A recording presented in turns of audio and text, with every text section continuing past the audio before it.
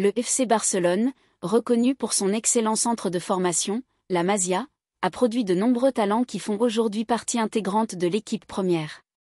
Des joueurs comme Alejandro Balde, Gavi, Fermín López, Lamine Yamal, Pau Cubarsí, Marc Casado, Héctor Fort, Marc Bernal et Guy Fernandez sont récemment prolongés, chacun ayant des clauses libératoires impressionnantes, dépassant au total 4 milliards d'euros.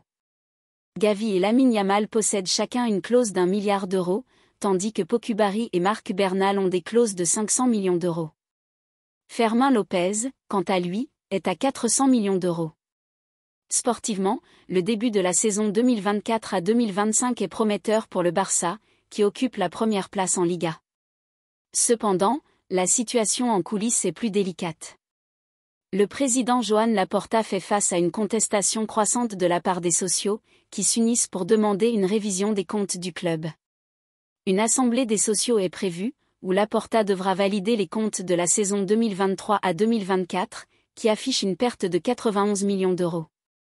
Les opposants, menés par l'ancien candidat à la présidence Victor Font, estiment que cette perte est en réalité beaucoup plus importante. Des groupes de socios, tels que FCB Digita et Barça Transparent, ont exprimé leur mécontentement quant à la gestion actuelle du club, critiquant un manque de transparence et une planification insuffisante.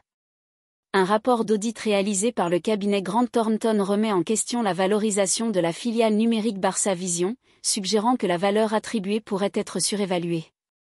Si cela se confirmait, cela entraînerait une augmentation significative des pertes financières. Dans l'ensemble, l'assemblée de samedi s'annonce difficile pour Laporta, avec une opposition qui semble plus unie que jamais face aux défis financiers du club.